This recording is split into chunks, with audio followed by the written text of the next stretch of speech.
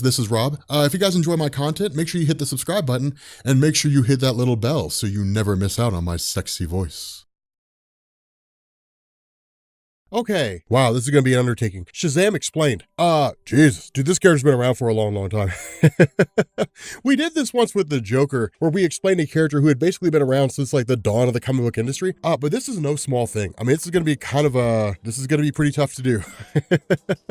In an effective way anyway. But I think we could probably pull it off. So originally SHAZAM made his appearance back in Wiz Comics #2 in February of 1940, and he was created by Bill Parker and C.C. Beck. Now, conventional wisdom tells us that the creation of instead of calling him Captain Marvel, we're just going to call him SHAZAM, and I'll explain why once we get to the 1970s and the attempt by DC to bring his character back. But conventional wisdom tells us that the creation of SHAZAM was brought about due to the success of Superman. But in reality, that was the creation of a lot of characters, right? SHAZAM wasn't the only one who was like that. You guys got to remember, when Superman first showed up in Action Comics #1 and the superhero genre was off to the races, it was a great gold rush. Like it's one of those, it was basically a popular trend. That's one of the things you see. A trend becomes popular and then everybody jumps onto it, right? Like IGN never had a reason to cover comic books until comic books became popular because of the movies. Then they had a reason to start chasing the trend. And so when you start looking at those things, it's the nature of this whole, of everything that we exist in. And so when you look at characters as a whole, by and large, Fawcett was not very smart about it. And that's one of the big things that they ran into. We'll talk about that here in a second. But nonetheless, when SHAZAM first showed up, it was Bill Parker, it was C.C. Beck, and it was Fawcett Publications. Now, the way this worked back then was during the 1940s and really prior to that, when we started getting into like before Action Comics #1. So basically, almost any era between the late 1920s and the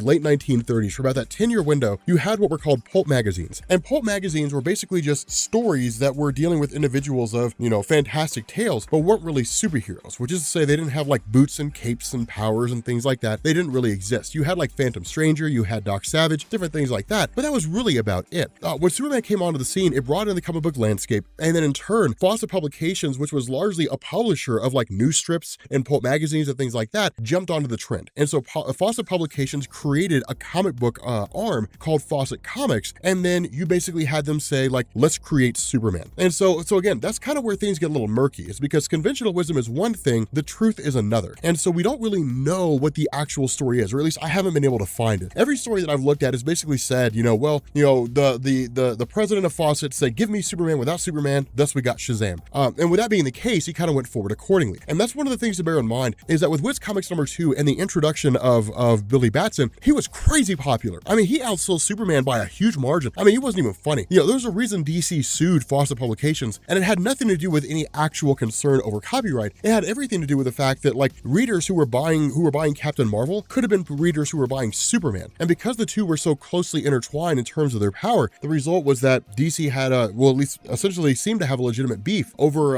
what was going on with regards to the character of SHAZAM. But in the beginning, when Billy Batson showed up, like a lot of other characters, he was part of an anthology book, this anthology book being Wiz Comics. So it was one of a series of stories that were being published in this one particular book. But SHAZAM was the standout star. And so what ended up happening here is that by the following year, he got his own solo series, which again was hugely popular, and it lasted some time that really went up to like around 1951, 1952. And the reason why I say that is for several reasons. In reality, one of the things we've talked about over the years, if we've talked about the collapse of the comic book industry, then the near collapse of the industry following the end of World War II. Superheroes existed before before the United States became involved in World War II, but the popularity of superheroes didn't actually pick up until World War II. And the reason why was because you were talking about characters, unless you were Superman or Batman, you were talking about characters who were basically, using their fantastic powers to fight alongside the Allied powers against the Axis powers. And so it worked for the purpose that it served. The result was that by the time World War II ended, people were tired of conflict. They didn't want to have anything to do with it anymore. And so the result was that you ended up seeing comic book characters begin to drop off. But in the solo series, a lot of things were basically beginning to come underway. You had Bill Parker, C.C. Beck, who created SHAZAM himself, and then you had other characters who started popping up. You had Captain Marvel Jr., Freddie Freeman, who was created by France Herron and Mac Raboy, and then you had Mary Marvel, who was created by Otto Bender. Now, Otto Bender coming on was a result of the fact that Bill Parker had been drafted in the military. And so really, this was like Otto Bender's first foray into comic books when he created Mary Marvel. But the fact remains, for Captain Marvel Adventures, this solo series ran not a huge amount of time, but it ran for a pretty good clip. And this meant that as the title continued on and as it became more popular, it became more of a threat to Superman. And so what ended up happening here was that in 1948, there was really what's considered to be a landmark case of the comic book industry, National Comics Publications versus Fawcett Publications. Now, National Comics, again, was one of two companies that would go on to become DC Comics. National and All-American. Fawcett Publications, of course, was by itself. The issue with this for Fawcett Publications was that despite the fact that they were creating other comic books outside of Shazam, he was their standout star. It was that and pretty much nothing else. And while the roster had been built over the years, it all centered around Shazam. So if they lost him, they lost everybody that came with him. So Black Adam from Otto Bender and Mary Marvel and Captain Marvel Jr. and Dr. Sivana and all that kind of stuff. And so as a result of this, in 1948, the case went to trial, and you ended up having the presiding judge who basically said, well, DC screwed up, that the National Allied screwed up. When they initially went through and published Superman, that they let the copyright lapse on several instances of his character, specifically the newspaper strips. And this basically allowed Fawcett to essentially come in and create what was effectively a knockoff of Superman and be well within their rights to do so. DC responded by filing the correct copyright and then in turn appealed the decision. This went to 1951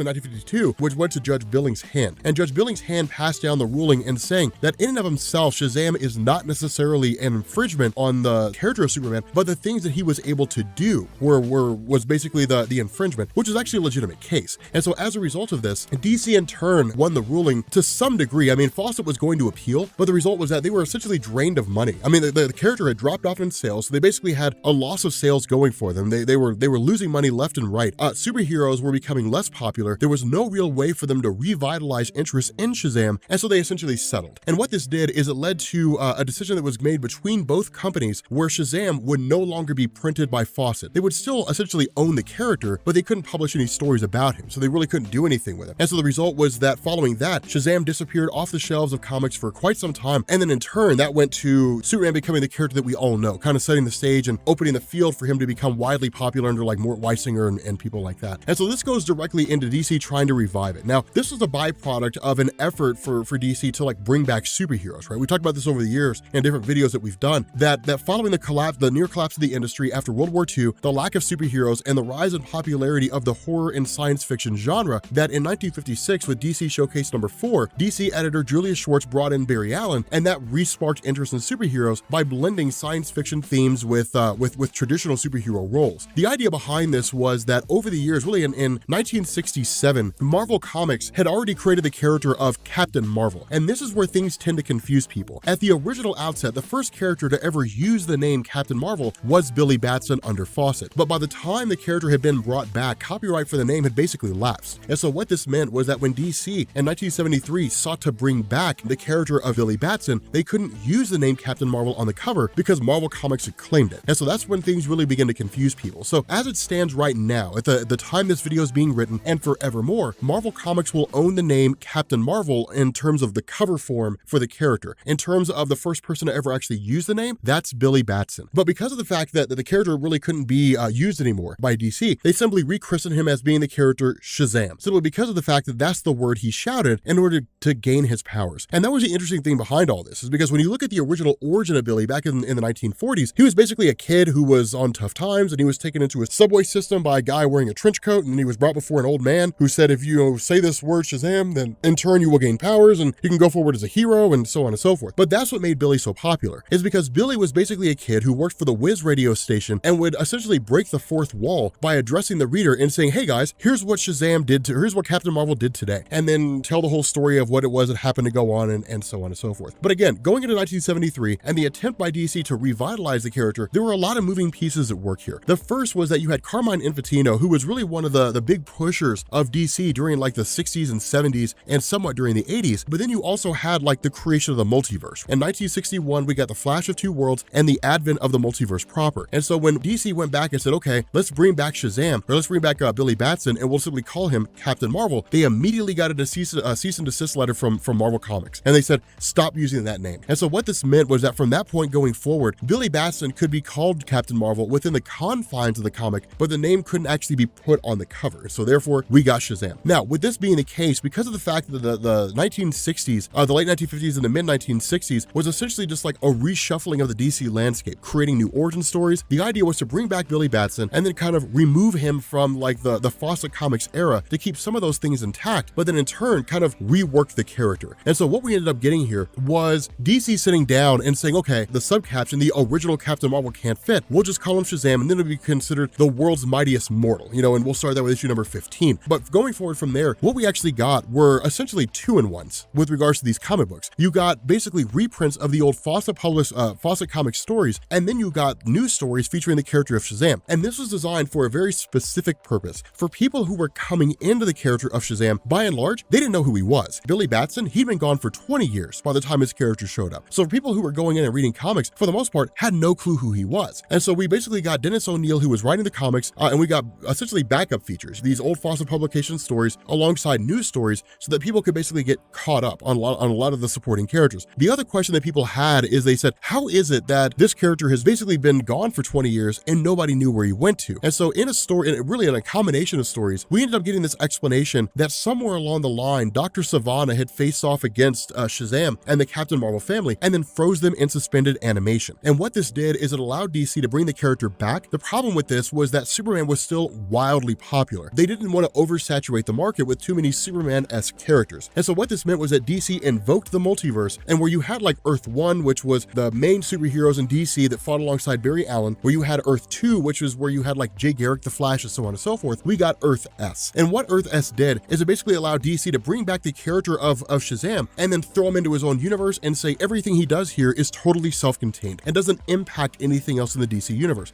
He did cross over. Occasionally he would cross over with other characters, but for the most part, that was really all there was to it. This whole idea with SHAZAM trying to bring him back lasted about 34 issues. It didn't last very long. And even then, issue number 35 was really more of like a backup feature that was published in the world's finest comics. Now, the reason why the revival of SHAZAM didn't work out and only ran for about 34 or 35 issues was because people didn't like the idea of having a character like that in a totally self-contained universe. By this point in time, a shared universe existed. Batman, Superman meet for the first time in Superman number 76. They team up, they stop a jewelry heist on a cruise ship, and then now like we know that Gotham City and Metropolis exist on the same Earth. The characters start crossing over, so on and so forth. Because that was part and parcel to the landscape at the time, what was being given here with SHAZAM was essentially an anomaly, something that people didn't want to see. In addition to this, you're talking about a return to a character who is written in isolation almost 13 years after the Justice League had been formed. Nobody wanted to see this. And so one of the last-ditch efforts that was made by DC to kind of revitalize this character came with E. Nelson Bridwell, Alan Weiss, and Joe Rubenstein, as well as Don Newton, which was to kind of like create more tangible and grounded stories as opposed to more fantastic tales of science fiction themes and stuff like that. But again, didn't really work out. And so the result of this was that by the time you ended up getting into the later issues of World's Finest and so on and so forth, the whole thing had basically just been like dropped off. Now, following that, like what DC had at the time was essentially leftover material. They had stories that just weren't going to be able to be published because of the fact that this solo series had been canceled. And so over the course of really like,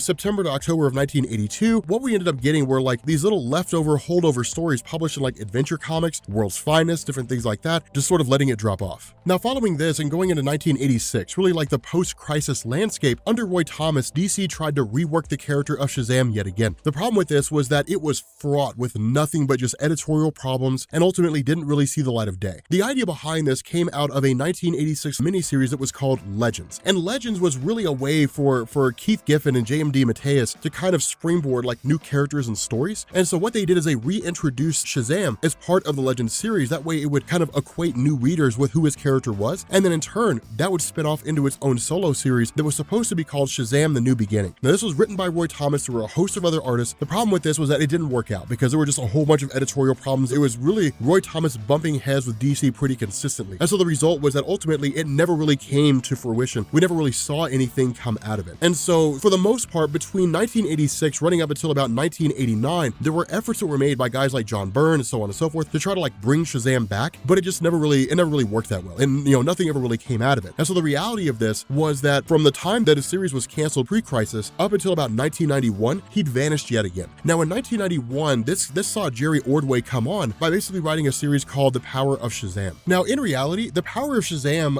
well, at least the way it was originally done, is it was a graphic novel. And the graphic novel would be thrown out there by DC in an effort to test reception, and if people liked it, go into a solo series. And in truth, like the original graphic novel was hugely popular. Oh, people loved it because what this did is it basically took a look at the character of SHAZAM from the time he was first introduced, running all the way up to his cancellation in 1952, 1953, his return into the mid-1970s, his eventual cancellation again, and then an attempt to return him in 1986, looked at that whole thing and basically said, what's essential here? And what it did is it wiped out everything that basically came post-Crisis. So like SHAZAM, The New Beginning, was essentially gone. The stories were written by John Byrne in Action Comics. Those were basically gone. Instead, what the story did is it took the character of Billy all the way back to his roots, to the old Fawcett Publications stories, and then kind of like redid his origin, but maintained the themes that would keep it updated for the modern reader. Now, because of the fact that the graphic novel was so popular, this led to the actual solo series itself, which ran for about 47 issues, but 46 of them were written by Jerry Ordway. Now, for most people out there who are familiar with the character of SHAZAM, this is usually where they started. And so that's one of the reasons why there are so many fans out there for his character who love this era, who love like this run, this 46 issue run by Jerry Ordway, because for them, it's the definitive run that established him. The problem with this was that, again, DC was really kind of experiencing a tumultuous time with their landscape after Crisis on Infinite Earths, because where that story was designed to kind of clear the landscape of the multiverse and to sort of reset everything, to essentially reboot, there were still themes that were kind of left hanging. And so you went into like 1993, 1994, 1995, you go into like, 0 Hour Crisis in Time, you go into the mid-2000s where you have Infinite Crisis, and then you have Final Crisis, and you have like all these stories that were worked on in an effort to kind of like rework the DC landscape. SHAZAM was kind of caught in the middle of it all, and so what this meant was that for his character, following the conclusion of the Power of SHAZAM story, instead of DC canceling him, what they actually did is they threw him on a series of different publications. For example, he showed up in JSA during the events of 52, with regards to Infinite Crisis. You ended up having Mary Marvel, who basically lost her powers, and then you had Captain Marvel Jr., who lost his powers, all as a result of the Days of Vengeance, when the original SHAZAM, or I guess really the Wizard SHAZAM, the one who gave them all their powers, was killed by the Spectre. This led to Billy Batson basically leaving his role as being SHAZAM the superhero, and then going to be the Wizard SHAZAM on the Rock of Eternity, which left the role of the Earth superhero SHAZAM open, which they tried to fill with Captain Marvel Jr. It was all these different efforts to kind of like try to rework the SHAZAM mythos. The issue with this was that for the most part, not enough had really been done to warrant reworking his character. You're talking about a 46 issue monthly series, so 46 months passed. So, around 4 years passed, and SHAZAM is just now really being introduced to like the readership out there. But because of the fact that the sales were slumping a little bit, and because DC was trying to rework things, they essentially reworked them unnecessarily. And so what this basically meant was that people were a little more confused, and really the stories were a little worse for wear following this whole reshuffling and so on and so forth. And so what this basically meant was that going from the time that Power of SHAZAM ended with issue number 47, so we're talking 1999, running all the way up until 2011, SHAZAM never had a solo series. It was really just him and other people, other members of the Marvel family, who were featured in like different books. It was one of these scenarios where his character kind of bounced around, but it also gave people the ability to see him in ways they wouldn't normally be able to see him. If his solo book wasn't selling that well, then that meant that nobody was really reading it. And if nobody was really reading it, then it meant that most people weren't really familiar with what his character was about, what was going on. And if that was the case, then put him on JSA, a book that's selling better, written by Jeff Johns, and then give people, an intro to his character. It was kind of a way to sort of go back and to say, okay, let's try this again, but in a different way. Now, one of the other cool things that again came out of this, the trial of SHAZAM, was this 12-issue maxi series. It was basically saying, okay, let's rework the character of Captain Marvel. Let's rework the character of Captain Marvel Jr. Let's rework the character of Mary Marvel. And so what this did is it actually led to Freddie Freeman trying to prove himself worthy of taking over the character of SHAZAM following the death of the Wizard SHAZAM, and Billy Batson taking over the Wizard of SHAZAM's role. So again, it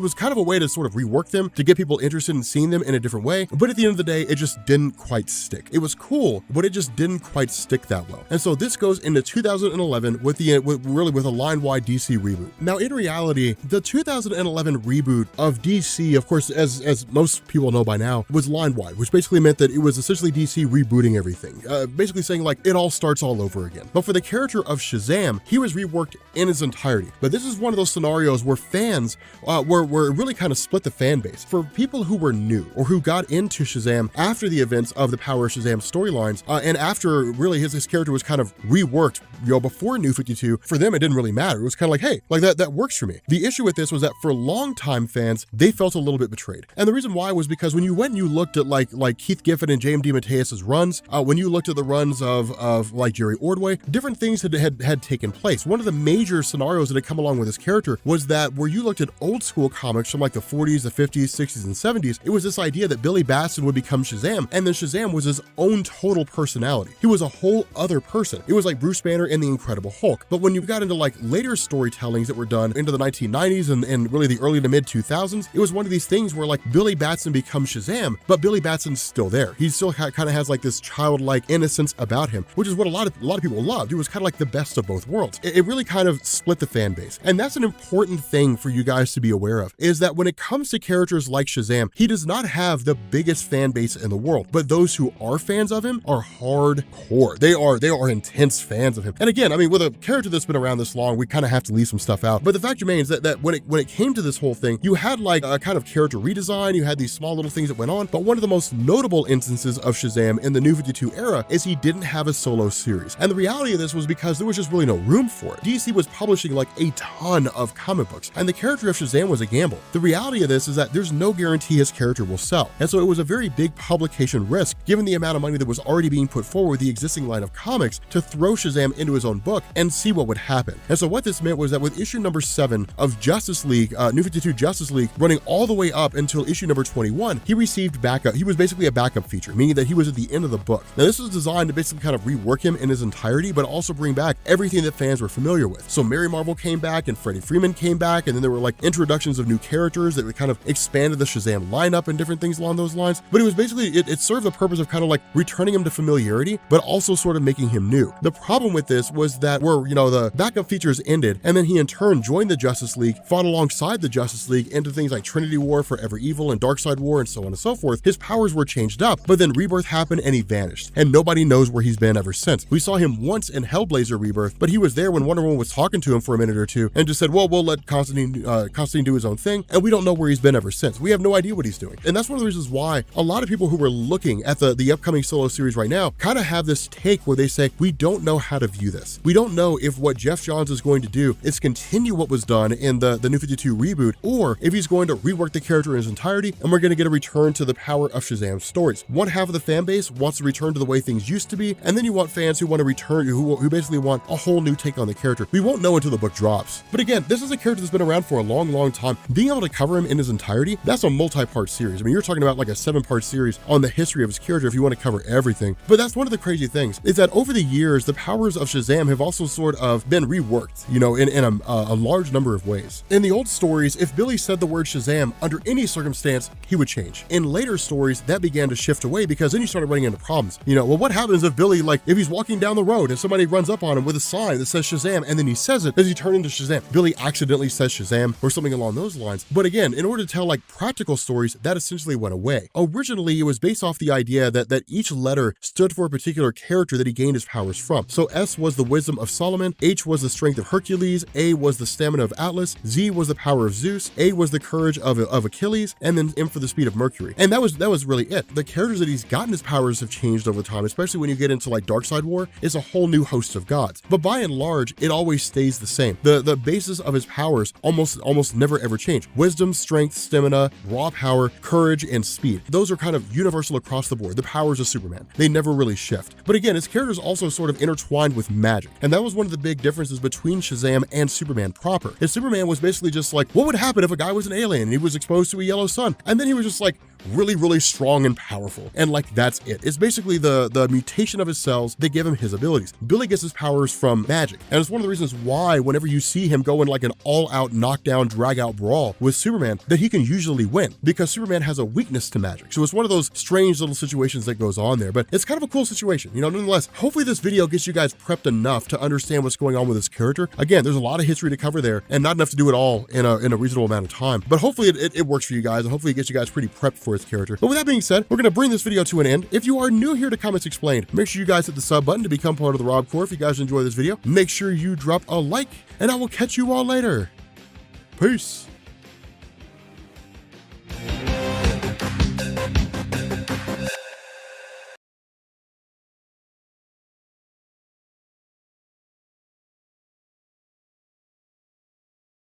Our programs involve art, but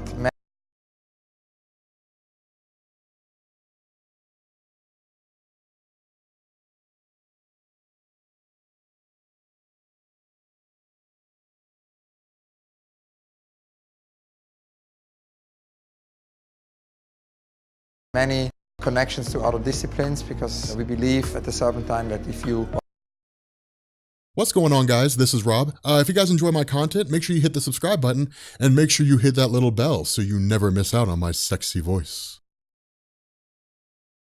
What's going on, guys? This is Rob, and I just got a MacBook Pro, and oh my God, Steve Jobs is rolling over in his grave with all these damn dongles. Jesus. Tim Cook, guy loves those dongles. Anyway, for about the next 3 days, really probably until Monday, I won't have any videos out. And the reason why is because I'll officially be moving into the new house. So I'm really excited about that. I might do like a house tour video so you guys can see like the updated house. People who've been following me on Instagram and, well, really just Instagram and Periscope basically have a, like, they know what the house is. Those of you guys who don't know either, I do have a vlogging channel that I've kind of been tinkering with recently. And I have a huge like video tour where I run over the whole thing. There's a link in the description for the vlogging channel, but I have a tour of like how it looked like before and then what it'll look like when it's done. So I'm pretty excited. Anyway, so we are covering SHAZAM, The Power of Hope. And this is part of the DC World's Greatest Superhero line of comics. Now, we covered one of these before, and I want to say it was Batman War on Crime. For those of you guys who don't know, World's Greatest Superheroes was kind of like an idyllic, perception of how superheroes should be in DC Comics. And it's kind of interesting because a lot of people who are just kind of like, it's, I love Rebirth or I don't like Rebirth or whatever it is, this is like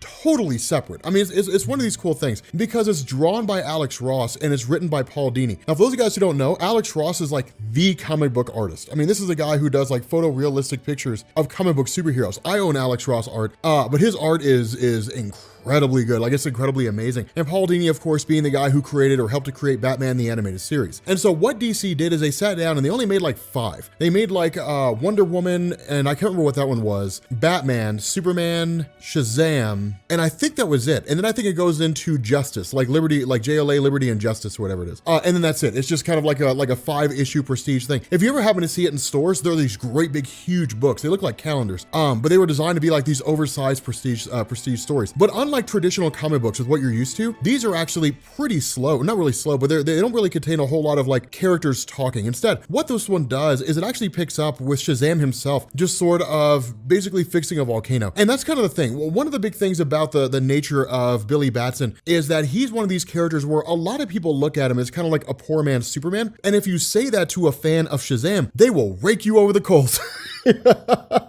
Woe betide you, you walk up to a SHAZAM fan. Yeah, man, so Billy Batson is a poor man's Superman, right? He's just like a Superman knockoff. I mean, technically he is, but they hate it when you say that. Like, they get so pissed. But still, like, SHAZAM in and of himself is like a wholly different character. Fun fact, and probably one of the saddest comic book facts you're ever gonna hear, when Billy Batson shouts the word SHAZAM and turns into this version of himself, he's not turning into an arbitrary guy. He's turning into what he imagines his father looks like, because like his father's dead, which is like the saddest thing ever. It's just like, gee. She's here! Take cover, everyone! Move! Ding dong! Go back to work! You can't be all mean. Well, you ain't ready to play with the grown-ups. I wish you were. Jesus. But these are designed to kind of hit home at the nature of the character. So what it does is it kind of takes this idea and it says, SHAZAM is what we're used to, right? Like, he's this guy who's basically fought all these different things. He's fought like, like he defeated a gorilla, which had basically escaped. And it's not like you're stereotypical, like, man, there's this gorilla that's running around. It's this idea that he defeated, like, he basically contained this gorilla, which was going to be tranquilized, and it possibly could have died. And that's the nature of these things. It takes more of like an in-depth and a personal look at the character himself. Now, a lot of the escapades are really just kind of giving us a perception of the character. Like, here's what he's about, here's how he looks. And this is very reminiscent of Marvel's, right? For those of you guys who ever read that story, Marvel's was also drawn by Alex Ross, and it's written much like this, except it was written by Mark Waid. But it's very similar to this in terms of like how it's drawn, what it looks like, the whole 9 yards. It's really kind of like this chronological order of superheroes told through the eyes of a reporter, at least in the Marvel's story. With regards to this, again, it just kind of runs over what SHAZAM is about. And it's this idea that the whole thing is told from the perception of Billy Batson.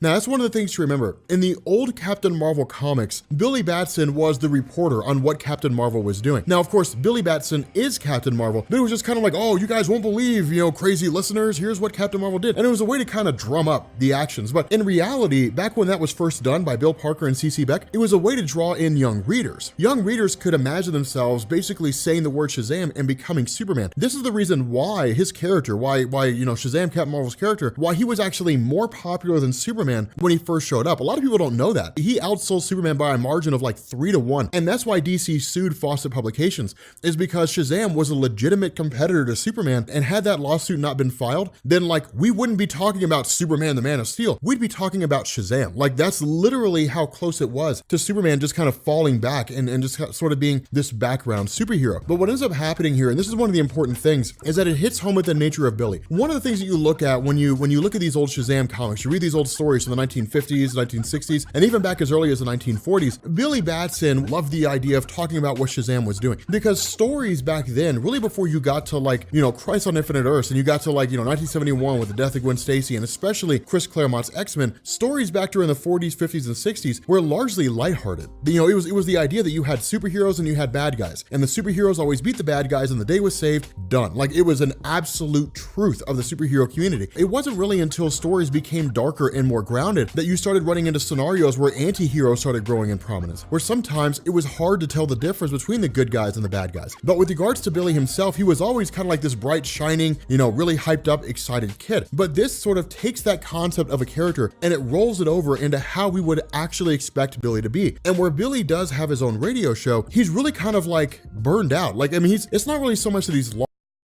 lost hope as it is that he's just kind of like, yep, and I'm doing the same thing that I always do. And it's kind of interesting because on his way out, he's basically met by, you know, one of the local people who were in charge at the radio station. And she says, there's all these letters that came in for Shazam, and he needs to read them so that, you know, these can be passed on and he can, at the very least, understand where his fans are coming from. And so Billy, of course, takes all the letters home and starts reading through them all. But as he goes through, they're basically just things saying, hey, I really like you, and hey, you're awesome, and good job stopping that thing. They kind of seem to be like run-of-the-mill letters. But then he comes across one letter that's basically addressed to him from Dr. Miller at the City Children's Hospital. And this is from a handful of kids who've drawn pictures of him and who, for whatever reason, resonate with Billy Batson. They just kind of hit him in a very interesting way. And so what he ends up doing is he actually turns into Shazam, takes off, and goes to see the Wizard Shazam, of course, the person that originally gave Billy all these powers. Now, this is a big difference here because in more recent years, the Wizard Shazam has kind of been moved away from the old man who gives Billy guidance to kind of, you know, DC trying to expand his own mythology, give him his own story, make him someone who's wholly unique. But in reality, how he's depicted here is exactly as you would expect him to be, that he almost comes across as a sort of Messiah character. He almost comes across like God. And when Billy talks to him, the wizard basically says, you are going to face all kinds of trials and tribulations on your role as being Shazam. You face various superheroes, but not every fight that you're going to face is going to be a physical battle. Some of them are going to be emotional, they're going to be mental, and they're going to be metaphorical. And so what the wizard says is like, you're going to encounter a young boy in despair. And when that happens, you're going to have to make the right decision. And that's it. Like, he doesn't really tell him what to do. And so what happens is Billy Batson takes off to City Children's Hospital and starts encountering these different kids and talking to them. But one of them basically stays quiet. He stays hidden and doesn't really speak directly to Billy himself. But it's just like this beautifully done and incredibly emotional scene because you got Captain Marvel who shows up and all these kids in this hospital just come racing in because it's their icon. Like it's the person they look up to the most. Like it's the one person they always wanted to meet. And it's so cool because when he gets there, there's immediately like this sort of dynamic shift, this huge paradigm shift in how he viewed himself. That it's not really him just going out and doing things now, it's encountering the very people that he almost kind of seemed to have lost touch with. And so from there, like going in and talking to these various kids, I mean, you're talking about kids who some of which are terminal, some of which are there for just various illnesses and they're waiting on treatment. It's amazing how this thing goes because all the kids basically have like these requests, right? They're like, well, we want to go on adventures and we want to help you fight the bad guys and we want to do all the things that we've heard you talk, or that we've heard Billy Batson talk about, your crazy adventures, you know, and of course Shazam can't take them all on these different adventures, but he kind of can. And so what he does is he actually sits down and tells them like these amazing stories of like monsters that he's faced and like robots that he's gone against and how the earth was almost destroyed and he was there to save them. And it's so cool. It's so awesome because if you can imagine yourself in this situation, the kids are just like, wow, you know, and they're reacting every way that you would think that you would think they would. It's just like this beautifully done situation because as Shazam tells the story to these kids, they get more and more excited. They get more and more amped up because it's like they're reliving the adventure. And that's why this is so cool, is because for kids, imagination is such a tangible thing. And so when they can imagine fighting alongside Shazam, they can see the stories in their head. It's like they're there. And so that's why it works so well because it's just kind of getting these kids all excited and getting them ramped up. Now, the other another part of this isn't just telling kids stories. What actually happens is he goes through and starts to basically start granting wishes and saying, look, like for the whole day today, I'll do whatever you guys want to do. Like today is your day. And so one of the girls by the name of Nadia had actually had her eyes damaged in an accident, but there's only one surgeon in the whole world that can basically fix her, and he's in Japan. And so Shazam flies all the way to Japan, grabs a guy and brings him back so he can perform the surgery. It's things like that. It's small things. But that's kind of the cool thing, is because you look at these small things and it's like, well, I mean, you know, but you never really consider them. Like you never really consider the small acts of kindness that superheroes will do that will impact lives in a massive way, especially when you're talking about terminal kids who may not see the next 2 or 3 days. You know, if they pass on tomorrow, they will pass on knowing they got to spend the day with like their icon. They got to have an amazing time. And so from here, he basically grabs a whole lot of them and takes them down to a dam, and then essentially just like, you know, is gonna spend the day with them and let them check the sites out, only to find out that there's basically some guys who were illegally trying to blow open a mine in order to extract as much ore as he possibly can. And so in response to this, he basically rounds the guys up and then of course takes them off to jail. But one of the guys essentially panics and detonates all this dynamite, blows a hole in the side of the mountain, which threatens to destroy the dam. Now, of course, where Shazam's able to get everything fixed up, the kids are kind of caught up in the tidal wave of water that sends them flying down into this sort of makeshift river and almost gets them killed. But Shazam shows up, saves the day, and where he believes these kids are like screaming and crying for dear lives, they're all cheering, because for them it's just like, yeah, we got the one thing we wanted. We were in danger and Shazam stopped the bad guys. We got whisked away and oh man, it was so crazy and it was wild, but the day was saved and Shazam saved. It's so cool. Like it's what you would imagine things would be like. Like if you're a little kid and you get to hang out with Shazam, it's exactly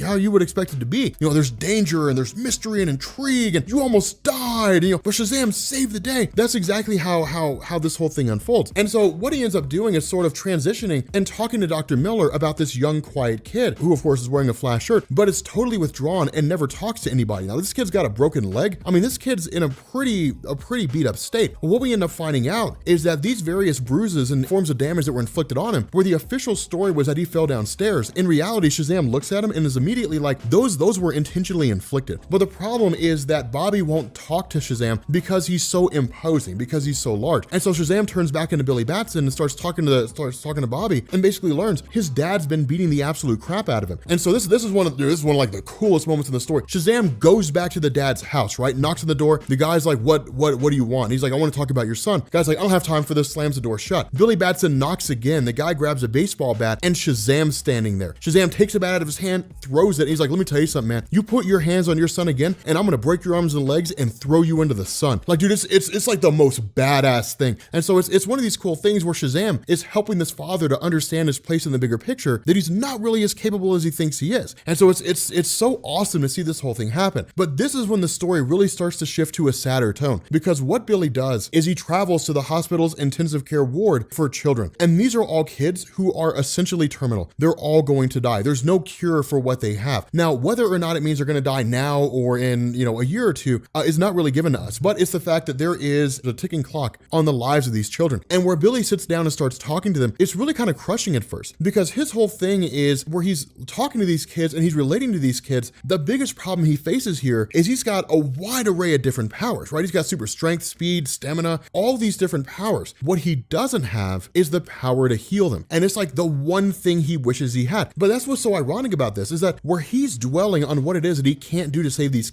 kids are absolutely ecstatic, because while they are on their deathbeds, they got to meet their icon. They got to meet the one person they always wanted to meet. It's the one thing they've always wanted. And so that's what's so cool about this, is because where he's talking to this girl, Tanita, all he does is just spend time with her. That's all he does. He just holds her hand and spends time with her, and she passes on. But it's like the one thing she wanted. And that's why it's so, God, it's so beautiful. It's sad and it's tragic, but Jesus, if it's not beautiful, it's just like this amazing thing, because this is what we imagine superheroes to be. And that's the lesson that Billy Batson was supposed to learn. He basically takes off, he goes to visit the wizard, and the wizard says, that's the lesson that I've been imparting on you. It's twofold. The first is that not every fight is a fight that you can win. That as a superhero, you're going to come across no-win situations, where you're going to come across situations where you just can't save that person, and you have to accept that. But the other part of this is that those kids were there to inspire you. I sent you over there so that you could really remember what it meant to be a hero, because Billy Batson had really kind of lost his way. He recognized the value of Captain Marvel, but only insofar as the villains he was defeating and, so on and so forth, and saving the world. What he'd forgotten was the all-encompassing element of what it meant to be a superhero. superhero, which is to inspire people, which is to bring hope to people. That's the point of a hero. And so the whole point was to remind him of that for those kids down in that hospital, that whatever fate may befall them, whatever future they may have, whether it is because they're terminally ill or because they'll go on to lead full lives, Billy Batson inspired them and instilled in them the hope that they can go on and live incredible lives, that basically he gave them absolute happiness, even if only for one day. That's the lesson that needed to be taught, and that's the lesson that Billy Batson learned. But again, beautiful story. Absolutely love World's Greatest Superheroes.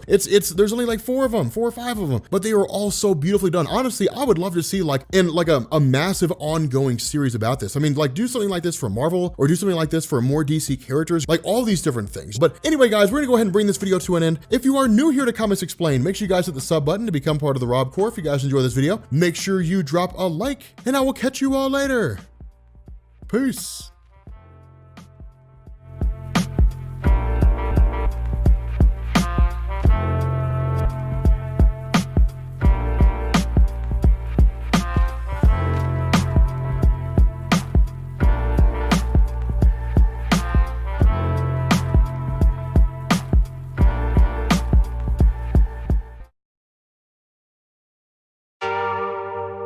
My father and I had this morning ritual where we polish our shoes together.